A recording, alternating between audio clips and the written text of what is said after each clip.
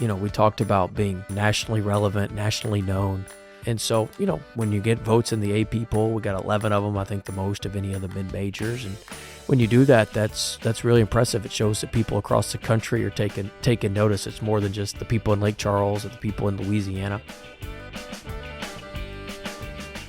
Thanks for joining us on Louisiana's Playground Podcast, your roadmap to all things Lake Charles, Louisiana. I'm Brady Raynard. And I'm Jillian Corder. We're excited to bring you authentic stories and experiences of Southwest Louisiana with all the tools you need to build your own personal Lake Charles itinerary. Episode 55 brings on probably the most nationally recognized name. Big-time celebrity here. Yeah, William Wade. We just call him Will here at McNeese. McNeese basketball coach Will Wade joins us on the show fresh off an NCAA tourney appearance last year as he's gearing up the Bayou Bandits, the Cowboys, for another big season this upcoming 2025 year, and it should be a good one here in McNeese. Fun conversation there. Yes, I use all of my basketball expertise to pepper him with questions. You're a real sports ball expert. I am a sports ball expert. I'm going to get a name tag that says so. You may be more of an expert, though, on is po' boys. Po' boys. That's all me. And that is what we're going to talk about first in a special segment we call On V Eats.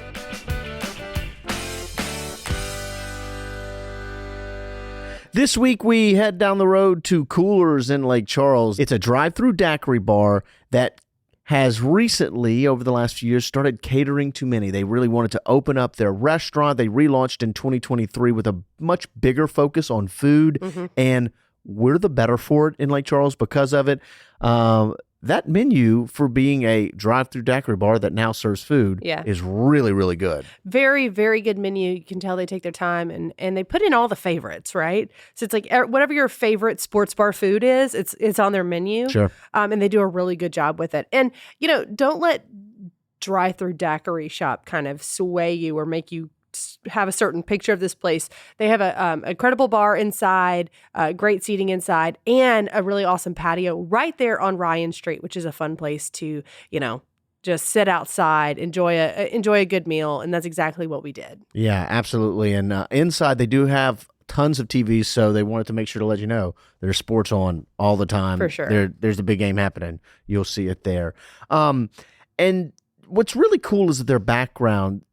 Just kind of a restaurant background for just about everyone, kind of the decision makers, if you will, in place, from the owners to the managers.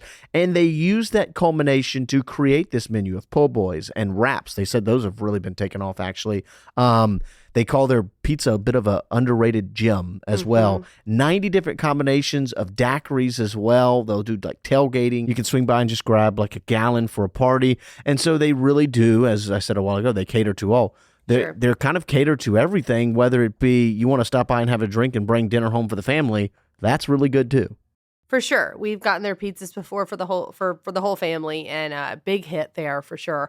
This time around, though, I went with the Papa Special. Anywhere in Southwest Louisiana, if they tout that they have a special po' boy, that is what I'm ordering every single time. I like to be able to compare. And no one has really missed, especially Coolers. This is the Papa Special, right? It's got roast beef, ham, turkey, homemade au jus, a gravy on top, 3 different kinds of cheeses, mustard, lettuce, and your choice between regular mayo or jalapeno mayo. And what really made me happy is that when I said, I guess I'll just do regular mayo because I don't love jalapenos, she said, wait, do you want jalapeno mayo with no jalapenos in it? I said, yes. How did you know? She said, that's the main reason why people go with regular mayos, because they may not like chunks of jalapenos. They can make that happen. Okay. I know. I missed that exchange. Yeah. Oh, yeah. This brought me much joy. This very small thing. It sparks joy? It sparked joy. It surely did. And very good. I don't love chunks of jalapeno, but the mayo was spicy. It had a little kick to it. The sandwich had the perfect amount of gravy. It was not fall apart in your hands, drip all over my clothes kind of thing. Perfect amount of gravy. Really, really good. Buttery French bread. Ooh. The bread I could eat by itself. That salty, buttery, yes. Crispy. They were talking about their wraps really taking off because some people want all the po' boy fixins, but not with a giant piece of bread. They want it in a wrap style. And I just kept thinking, who is not getting this bread? It's so good. It's buttery and flaky, and it's like perfectly toasted. Really, really good. One thing is, just sitting there looking at the sandwich, you can actually see the spices that they use to season it in the gravy and on the meat. And I think that's what maybe sets this sandwich apart, is that it's really well seasoned. Yeah. It's so good. I got a large because, you know me, I like to do the whole, I'm going to wrap up half of it and eat it tomorrow. And then secretly in a couple of hours, I go ahead and finish it off. Yeah. I do that pretty regularly. And I did with this one because it was just so good. I kept thinking about it.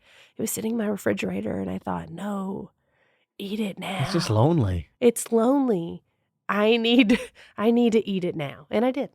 I don't leave leftovers because no, you do not. I have a giant appetite.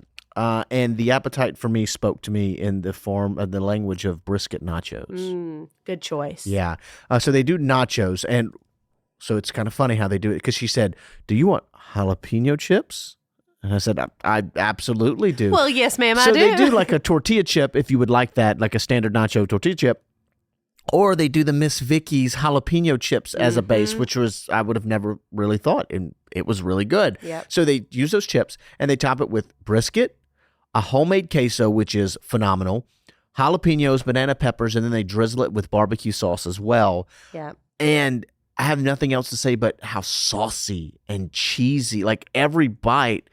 There's no dry bites, which is the worst part about nachos. Is when you have get to the bottom and you lose all the good stuff. The dry bites are bad. There were no dry bites, number one, which is important. The queso, so well seasoned, such a good add-on, which I've heard the manager. Shout out to Corinne, because I think that they said that is her. That's her baby. That's her baby. She brought that over, so that's great. It was tangy, but had some sweetness from the barbecue sauce. I also added the shrimp to it. I wouldn't say that's a must. I think it would have been great without it. It was good with it as well. And that bed of chips, and it's the perfect thing is, once again, we talk about this all the time, is it hit all the points, right? It was salty, sweet, meaty, spicy, cheesy. And there was a lot of it. Yeah, there was nothing left to be desired. And so it was really good bed of nachos that were kind of, and bar-style nachos, that brisket nachos. Very, very good. Loved them. And we didn't get daiquiris while we were there. Unfortunately. It was in the middle of our work day. However, just like an endless amount of combinations on their daiquiris. Yeah. I think they said like 90. 90 is what they said. And they're probably shortchanging themselves. I think they might be, because they showed us the menu and it's double-sided. It's lengthy, and they've got just about everything you could dream up. And so if you're looking for a place, unique to Louisiana, maybe a couple other states, but especially unique to us, is the drive-through daiquiri experience. Yep. But if you're headed to a party, or to spend a day on the water or something like that, and you're going by and picking up your meal, picking up a daiquiri, this is definitely the place to do it. Coolers is in a great spot. It's right there off the main drag on Ryan Street, just south of 210. Great spot. Minutes away from McNeese. Yeah. So. Minutes away from McNeese, and whatever boat launch you might be so maybe if you're going to that basketball game this year, you finally got it circled. That's it. It's a good place to stop by. It is one of many. Good place to stop by before or after a game. Maybe we're going to celebrate a win there. Sounds like a good party to have. From a great meal to a great guest, we welcome on McNeese basketball coach Will Wade, the leader of the Bayou Bandits. Wade got an impressive 19-win turnaround in his first year with McNeese, en route to a 30-win season for the Pokes that culminated into an NCAA tournament appearance. And with the core of that team returning, the expectations to reach the peak again, Lake Charles is along for the ride. Welcome to the show, Coach. Thanks for having me. We start off with a couple of rapid fire questions every interview, right? To let our listeners better know you and how you play in Louisiana's playground. Are you ready? Sure. Better not be any pop culture stuff. I don't watch TV. I don't listen to the radio. I know nothing about pop culture. Interesting. Okay. Well, we may have to circle back to that. Okay. So question number 1 is crawfish or gumbo? Gumbo. Ooh, why is that? Just because it's it's chilly today? Right now, so it's more gumbo weather right now than crawfish. So does it change based on the weather then? Yeah, for you? In the spring, crawfish. Sure. Crawfish when it's fresh. Understood. But gumbo season right now. He said the thing. There is such a thing as gumbo season. I'm not going to hold it against you. But I'm a soup all year round guy. I don't know about gumbo that. in the summer. Soup in the summer when it's 105 I can't degrees. do it. I can do it. Ooh. I can do, but I'm from this part of the area, so like I'm not used to some of the winters that you've seen. So Yeah, I lived in Boston. That was that's tough. That's a different winter. That's tough. Lots of soup. Lots of soup. Lots of soup involved. Okay, our second question: poolside or beachside? Beachside. Okay. Where do My you see daughter yourself? loves the beach, and so she likes going down to the beach, and so we enjoy that when we're able to get away as a family. So I'd say beachside. Okay, I agree. That's a good one. I concur. All right, last question: concert or comedy show? Neither. Neither. I haven't been to a concert or a comedy show in probably 20 years. So Yeah. Okay. So what are you doing in that vein? Like, what are you doing instead? not You're much. hanging out at home. I'm a pretty boring guy. You're I go to worrying the about office basketball. and I go home. And I go out and eat at the lovely restaurants we have here in Lake Right. Charles. There you go. I mean, look, I go eat at those spots. That's about the extent of my being. I mean, I get it. You're on the road a lot. Yeah. You know, coaching's such an intense moment, whether it is practice or a game. You're dealing with 19, 20, 18, 21-year-olds all the time. At that point, you're probably like, look, I just want to go home. I get it. Comfort of your own living room. I understand that as well. I do. Well, look, the McNeese faithful, I mean, I don't have to tell you this, really buzzing after last year's run. And what do you think were some of the key factors that led to the success that you guys had, which in some hands was a bit unprecedented for McNeese? Well, I mean, the number one factor is we had good players. I mean, we had the player of the year in the league. We had the defensive player of the year in the league. We had other all league talents. So the key to anything is having good players and good talent. But then everything came together. You know, it was one of those deals where the roster came together. Everybody started, playing together. The fan base came together. It's just one of those things where we kind of struck gold with everything that we were doing, and that doesn't happen every year. That's why it was so special and so much fun and so unique. And so it was just one of those things where we had the right pieces and they all played well together. Everything fit well together, and we were able to make a historical season out of it. But you knew coming in. You had a good feeling. What you kind of did that 23 guarantee, right? I had a good feeling, but difference between 23 and 30 is pretty substantial. I mean, agree. that's a lot of games. So I had a good feeling. I didn't have a great feeling, but I had a good feeling coming in. What do you do with that momentum that you have from last year? How do you apply it? What do you take from that into this season? Well, it's tough because every year is a reset. This year's team isn't last year's team. This year's personalities is not last year's personalities. And so it's a new team. We've got 7 returners. We've got 6 new guys. So now it's the process of blending those guys together, getting those guys to understand what we do, the standard to which we do things, how we do things, getting those guys comfortable, with our program, getting our guys comfortable in the area. And so, every team's a work in progress. We're a work in progress right now. And hopefully by November 4th, our first game, and November 7th, our first home game, hopefully we'll be rounding into form. And on that a little bit, for the uninitiated, the transfer portal has been something that has really come to the forefront over the last 5-6 years, and it's changed how teams are built.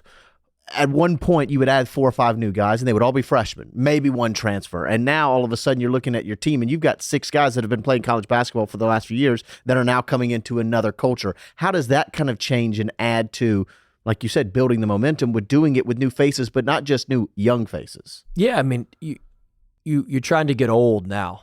It used to be you wanted the best and most talented young players, but now with the transfer portal, you want to get old and stay old as best you can. And so you're trying to find those guys, find the right fits, find the guys that are about what you're about, that can bring value to the program. Sure. Everybody's got to bring value. I always say, don't just bring an open mouth to the picnic. Like, you got to bring a dish. You got to do something. You got to bring something that you do well to the table for our team. And I think a lot of those newcomers do that, and now we've got to blend all that together like a good gumbo, if you will. We got to put the right ingredients in and blend it all together so it tastes good. Last year, so much excitement built. I mean, from the moment that you were announced as coach, right, to when you start winning these games. How much does that fan excitement play into a season? Well, I mean, look, we have the best home court advantage in our league, and in my biased opinion, I think we have one of the best home court advantages in the country. We have a perfect size arena, 4,500 seats, and we sell out almost all of the Saturday home games. But having that home court advantage is huge, and that was really the unique part of last year that I really appreciated, was seeing our team come together with the community, because in a lot of ways our team last year was like the community. Second, third chances, guys, blue collar, hardworking guys from some tough backgrounds. And I thought the connection, you don't always see that, where you see the connection between the players and the community. I thought that's what made a great season really, really special, because there was a lot of people that could share in the success of the season. Receiving votes in a preseason poll, that's not a usual place for, number one, a Southland team, much less McNeese. What does that do for a program? What does that mean for a program? Yeah, I mean, look, it's great recognition for our team. It's great recognition for our program to be, we talked about being, nationally relevant, nationally known. And so, when you get votes in the AP poll, we got 11 of them, I think the most of any of the mid-majors. And when you do that, that's really impressive. It shows that people across the country are taking notice. It's more than just the people in Lake Charles or the people in Louisiana. It's people all across the country that are taking notice. And that's a real feather in our cap. But you also got to look at, that's also based a little bit more on what happened last year as opposed to who we are this year. We've got a lot of work to do to live up to what we look like on paper. Well, that's what I was going to ask. So, last year you have an incredible season. You've got the AP votes this year coming in. How do you not buckle under the stress of living up to last year? Well, we're not going to live up to last year. I mean, this is a different team. And look, pressure is a privilege. If nobody cared, it'd be no fun to do it. Right. If we were losing, nobody would care. Right. I mean, nobody would care. It wouldn't hurt when we lose. It wouldn't hurt, when things don't go well. And so, we've got a lot of people that are way more invested in the program now. So, when we lose, it's going to hurt. But look, I don't focus on externally what's going on. All I can control is what we're doing internally every day. I can control what happens with our staff, what happens with our players, our interactions with our staff, our interactions with our players. Like, I can control all of that. So I tend to focus on the things I can control. What happens outside of my control, that's not for me. That's not anything that I'm going to spend my time on. So, look, I can promise you, as high as the expectations are externally, internally, they're even higher. But we're going to focus on what we can control and focus on the things that we have a say in. And I think if we do those to the best of our ability and we're the best McNeese we can be, we'll like where we'll be at the end. You add up all the wins, you add up whatever it may be, I think we'll like where we'll be. But this is a new team, new year, and we're excited to see where this journey takes us. Well, one thing that you guys are able to control, maybe not the players, well, I guess so. I mean, you play well, it happens. But the home environment, the Legacy Arena, you talked on it a little bit. What makes it so intimidating? Number one, your home environment's only as good as your team is. Right. So you've got to have a good team. But I think, like I said earlier, the arena's a perfect size. We have passionate fans. I mean, look, when we were losing, we were leading the league in attendance. And so that was when we didn't even have good teams and we were leading the league in attendance. Now that we got good teams, those people got a little more zest to them, a little more pop to them. Yeah. We've added some alcohol. That obviously, that goes well. Yeah, that tends to make for a little more raucous environment when you got a little alcohol involved. So I think that there's a lot of little factors like that, a lot of little things that when you add up, has led to us having just a tremendous home court advantage, and something that we hope to continue this season. And there's something to that. I'm not a huge sports fan, right? I'm in this interview as the straight man. The straight man, that's me. But I love that environment. I love being in that environment, whether it be a basketball game or a football game or whatever it might be.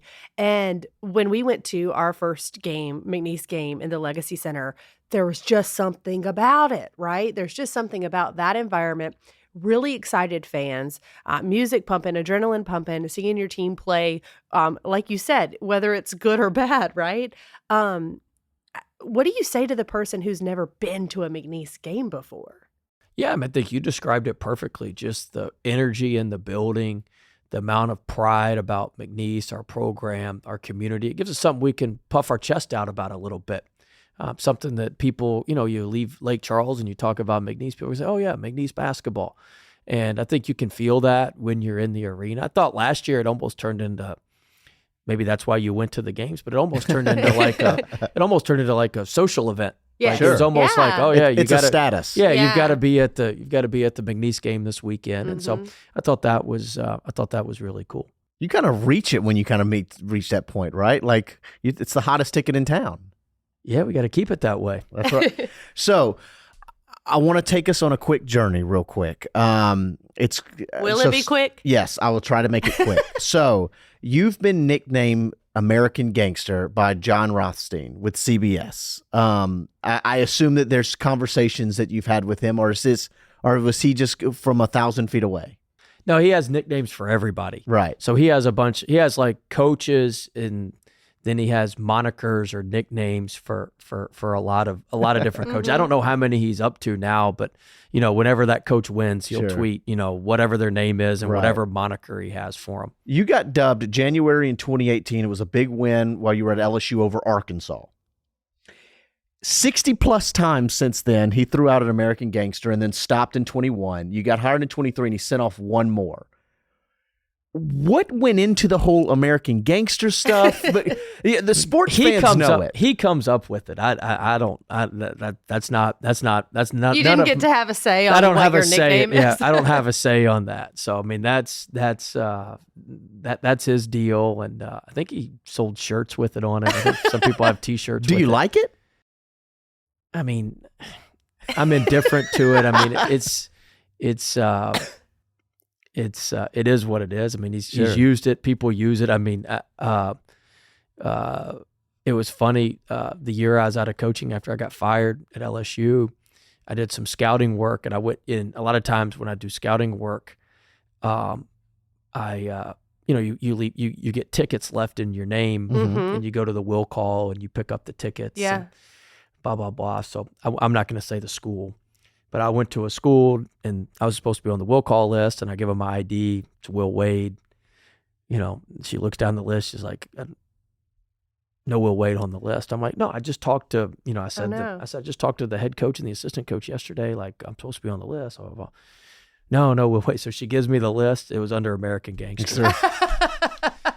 That's pretty good. And I love. I said, that's me. You can imagine trying to explain to the ticket lady. It's not going to say that. I have a Will Wade ID and I'm the American Gangster on her ticket list. You're not going to believe this, but that's me. Yeah, I am gangster, American. That's me. Here, let me pull up this tweet. That was my former ID. Was probably pulling up the tweet. So speaking of nicknames, Bayou Bandits. Did you get to have any say in that? I did have some say in that. Okay. Yeah, we did have some say in that. We have a great group that meets every 2 weeks called Basketball 360. That group, we come up with a bunch of ideas about marketing the program, around the clock. And so that part's where we got the Bayou Bandits from. We wanted to lean into Louisiana. The bandit part's kind of the outlaw American Gangster. It's also, we're second in the country in steals, so we're going to take the ball from you. Clever. I think there was a lot of different reasons why it made sense. Last year, we leaned probably quite a bit more into the bandit part of the Bayou Bandit, especially in our marketing. This year, we're leading more into the Bayou part of it. We did some photo shoots, we did a video shoot, and some airboats. All that stuff's going to be coming out here soon. You wore a cowboy hat a lot last year. Yeah, I wore a cowboy hat on an airboat. That's not very easy to do. But we did some of the we leaned into the bandit part pretty hard last year. We're going to lean into the Bayou part. Show off our beautiful area, show off our show off our guys a little bit on the Bayou part of it this year. And I mean, I guess you know what? Maybe the American Gangster thing makes a lot more sense when you kind of start looking at the DNA of your teams, whether it be back at VCU, the havoc defenses that you guys had there. That I mean, it does kind of fit. You're kind of your teams are the heels for everyone else but your fan base. Yeah, I think if you're not with us, you don't like us very much. I think that's the best way to put it. But look, we're not trying to be liked by everybody else. If everybody likes you, you're probably not winning. You're a lovable loser. So we do what we do. We're unapologetic in how we do it, and we move forward.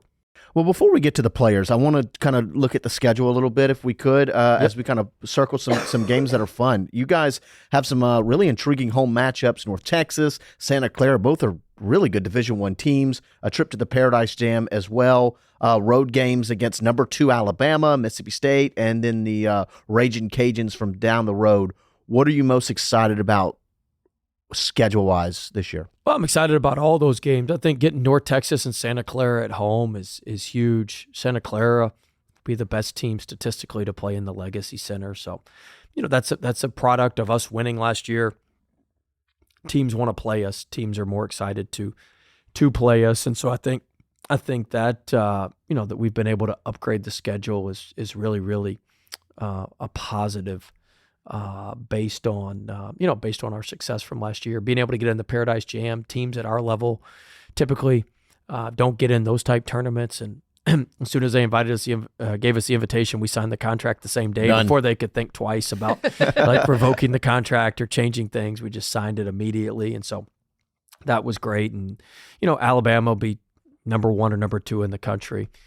Mississippi State's a really good game on a neutral court. We have a big rivalry with UL. I think we beat them last year for the first time in quite a while. Mm-hmm. So that'll renew everything a little bit. And so I think that we're we've put together a really good non-conference schedule that'll prepare us for league play, but it'll also prepare us for if we're fortunate enough to get back to the NCAA tournament, we won't be quite as shell shocked as we were last year. Yeah. So according to my notes here, because I know nothing about basketball, but according to my notes here... It's only 5 people in one ball. It's not that hard. It's pretty simple. I can catch on? Maybe. Yeah, it's pretty simple. Does the ball have air in it, or is it stuffed? Ooh, interesting. I think air. Yeah, see, that's all you need to know. Oh, okay. Well, then we're good to go. You're good to go. I could only imagine how the game changes with a stuffed ball. Won't be as buoyant, I don't believe. Okay, so opening the season, though, with South Dakota State, consistent tournament team, a tough test to start your season off. Is that important to you? Yeah, it's a huge test. We're going to be playing South Dakota State, and in South Dakota at about an hour from their campus at the Pentagon in Sioux Falls, which is a tremendous facility. And so, look, it's a opening event. It's on a field of 68, so it's on a national media network. It was just another great opportunity for us to get some exposure, for us to be in a position where we can put our program on a national stage. The thing about opening night in basketball is there's usually not a lot of really good games, and so there's 3 really good games out in South Dakota. It's a very, very good opening weekend docket, and we're excited to be a part of it and fortunate that they invited us to be a part of it. But it's going to be a stiff challenge. They've won their league the last 2 years, as you said. So a little bit. You have a good research assistant. I have a good research assistant. Thanks, Brady. And they, they lost closely to Iowa State in the first round of the NCAA tournament. So it'll be a big test to start off. Well, look, let's talk to the players, the guys that are out there. And as you said, if you didn't have good ones, then we probably wouldn't be here talking about it, right? Christian Shoemate is obviously the guy that I think everyone kind of talks about, all-conference player, coming back first team preseason as well. What should we watch out for with this group? I think of the returners, Shoe, as you talked about, he's been known for his dunks. He was on SportsCenter top 10 8 times last year. Incredible exposure for him, incredible exposure for our program, for our university. But he wasn't a great shooter last year. He's now shooting it quite a bit better, and I'm really, really excited about that. And so he's he's really made some jumps in the offseason, made some jumps with this game that I'm really really proud of. And so I think that he's made some strides. DJ Richards, Javon Garcia, who are back from last year, they've made strides and have gotten better this summer. So I'm excited about a lot of those returners, and that not only they know what we're doing and they were a part of winning last year, they were part of a great season, but they've they haven't rested on their laurels this summer, and they've gotten better, they've worked harder, and they've put themselves in position to have success again this season. As far as we touched on it earlier, the transfer portal really came in droves for you this season. Nationally publicized as well. I know it's one of the top mid-major recruiting hauls from the portal as well. What were you looking for in transfers? And I know you even got some all-conference standout as well. Yeah, we were looking for good players. I mean, we took Sure. we took a kid, Joe Charles, who was at UL. He was all defensive team at UL and a really good Sun Belt player. We took a kid, Quadair Copeland, from Syracuse, who had a lot of success in the ACC. Sincere Parker was the leading scorer at St. Louis. Bryant Celebonge from Arizona State was a really good rebounder there, and also at Tulsa before that, and as well as junior college. Brandon Murray, somebody who played for us a couple years ago, he came over from Ole Miss, and he's been really good. We had a kid, Alan Breed, who was with us for half the year last year, transfer from Providence. He's probably been our most consistent player to date. He's been really, really consistent and very, very, very good. And so then we got a kid, Jerome Brewer Jr., who was at Texas A&M Commerce, and he was somebody who really hurt us. He had 30 on us, and so we couldn't stop him. So we figured we better try to go get him in the portal. Two things. One of which, obviously, all of those players that are coming in are from programs that win. Was that important to you? Yeah, we needed guys that won. We needed guys who had played in big games. We got a little bit of stage fright last year in the tournament. And Sure. We needed guys who understood the stage we want to get to. They understand the assignment, and they're not they're not running scared of it. They're running to it. Also, too, I've noticed every time that you say Louisiana, UL, the Cajuns, there's a smirk there. I love, once again, in my previous life. I guess I should call them ULL, right? Yeah, right. Around here, that's how people really feel. get a rise Or USL or whatever they're. Hell, they change their name every other year, so you can't remember what their name is. I was going to say, I'm not very smart, so I can't remember. I can't remember what they want to be called every year. in my previous life, I remember a certain press conference after the NIT while you were at LSU, and that's where it kind of started from there. Has that kind of been a budding rivalry that you've kind of kept in your eye in terms of anytime that you get a chance, you want to put your best foot forward? No, I mean, look, it's not a personal rivalry, but I know Sure. this. I mean, it means a lot to our people. There were people crying on the court last year after we beat them, so it means a lot to the people of Lake Charles. It means a lot to the people, to the fans of McNeese, to the graduates of McNeese. So if it means a lot to them, it means a lot to me. Well, so you've coached everywhere. You've been doing this for a while now. But everybody that I talk to, a coach in whatever sport it might be, they're still learning something with every season, with every new player. You're still learning as much as some of these kids are, right? What's the thing that maybe you learned last season, that one lesson maybe that you're taking with you into this season? Yeah, you're constantly learning. We're constantly reading and trying to learn from experiences and learn through experiences. And so, last year I learned a lot last year from a lot of our different players. One thing that's unique is your players are really smart. If you let them just play and let them do some stuff, you'll find out some stuff. You're like, oh, wow, that's a good idea. I could use that, or I could put that in, or I could maneuver that. And so your players are really smart. But last year was the first time I've been fortunate to have, our best player, Wells, was our best person, our best worker, our best leader. I've never had that. So I learned, you got to value that more with recruiting, and value that more in how you operate. I didn't probably place as much value on that, but boy, it was a lot easier having that. And I've never had that before, so I'd never had that feeling. I've had really good players, but they hadn't always been all of those things rolled into one. They maybe Right. had one or two, or I've never had any of them that have hit on all of them. And so, I think that's really, really important as you move forward. And we tried to do that. I think we've got some guys who fit into that mold. With this upcoming class and with these guys that we have now. And after 18 months being in the driver's seat, what are some things that you really, maybe aspects about McNeese, like Charles, that you've really come to appreciate over your last 18 months? Because I know you've been appreciative of the boot for some time. Yeah, I mean, look, I'll say this. I've never had more fun coaching anywhere than I have here.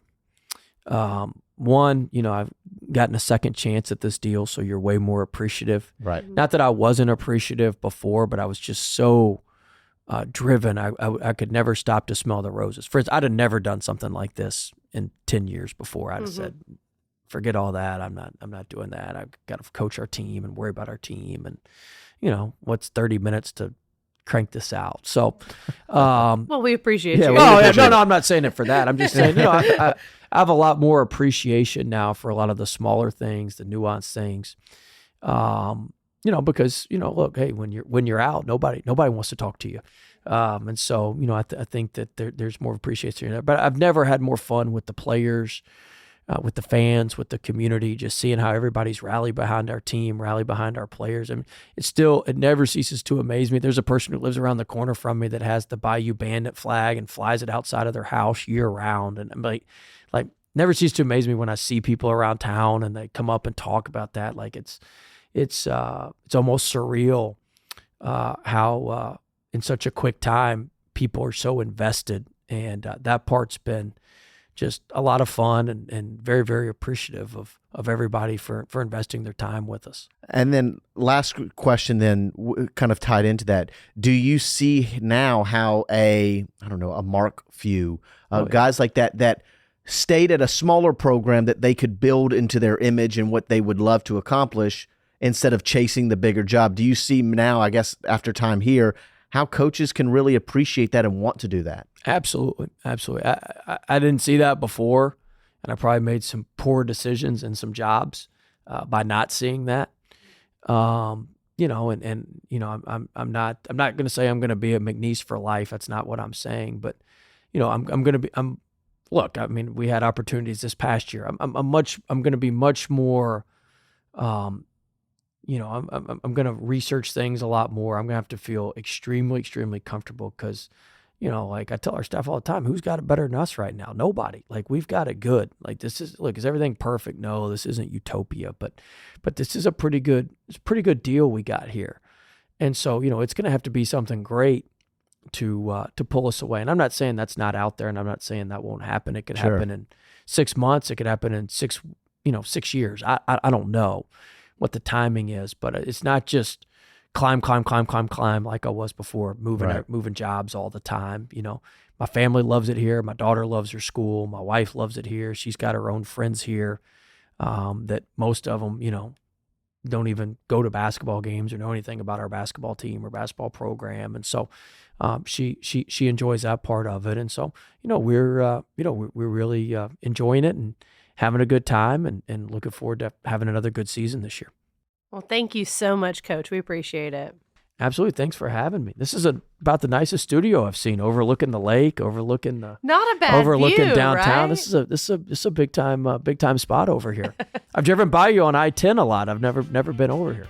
Well, I'm glad you finally stopped in. I hope our listeners will as well. Thanks again to Will for joining us here on the show, and thank you for taking time out of your day to join us on this podcast. If you enjoyed the show, please follow the podcast, leave us a rating or a review, shoot us a comment, reach out to us, reply, Facebook, Twitter, any of those. They all work. All those socials and such. Sure. That, of course, helps us grow our audience and further share the unique experiences that Lake Charles and Southwest Louisiana has to offer. Just go to visitLakeCharles.org/podcast for more episodes, advice on where to eat, and events happening this weekend. I'm Jillian Quarter. And I'm Brady Raynard. Thanks again for coming to play at Louisiana's Playground. Sit you.